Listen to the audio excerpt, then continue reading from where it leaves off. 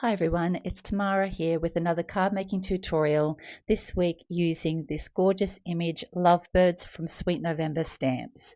I'll be doing some Copic colouring of the image and then some ink blending of some clouds, building up of the frame and then some card making. So let's get started with some colouring.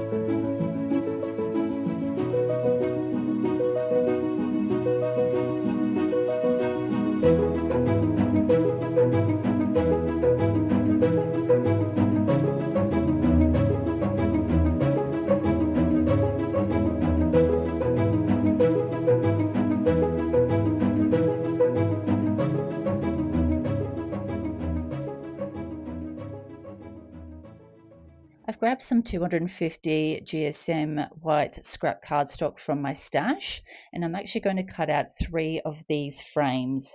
This is the Slimline fancy frame die from Whimsey stamps. So I'll show you me cutting out one, and then I'll do the other 2 off camera. So we'll run it through, and I will actually bring it through for a second cut just to make sure it's fully cut. And then I'll show you how this turns out. Once I pull it out, it just cuts perfectly and comes out from the frame very easily. With the other 2 I cut off camera, I've already pre-glued them together, but I'll just finish off gluing the top frame to those 2 stacked ones. So just pop a good amount of glue on all sides of the frame to ensure you get a nice stick to the base. So we'll line that up. You can follow along with the stitch lines on this one, so it's really easy to make sure you're putting it the right way. So just make sure that there's no glue that is squeezing out. Ensure it's all lined up on all sides.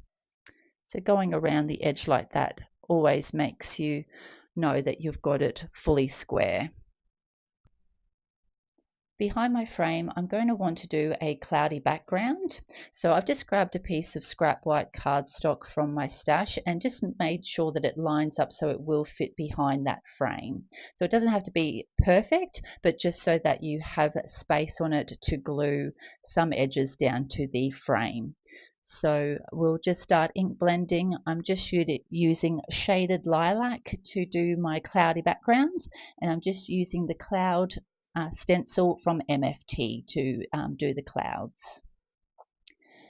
So I just always like to dab off because I don't want my clouds to be too dark or have too much ink on so it goes too high, so that you just get that nice little amount of ink coming up off the cloud stencil. So we'll just finish off with one more, and then we'll set this panel aside to dry. I've just grabbed my frame and I'm just working out the actual size of that in my trimmer because I want to trim the cloud background panel to match.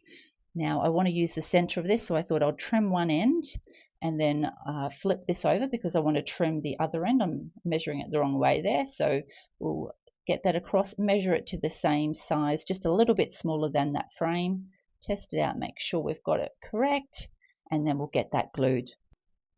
I flip my frame over, so it's going to be adding the glue to the back of the frame itself and then stick the cloud panel on that. That way you know you've got a good amount of coverage and you're not actually getting glue on parts that you don't want seen. So just flip over that cloudy background, secure that in place, and just flip over to make sure it's all lined up. So before I stick my image on the front, I'm going to put my sentiment on and stamp that on. I'm going to be using the Time to Unwind stamp set from MFT.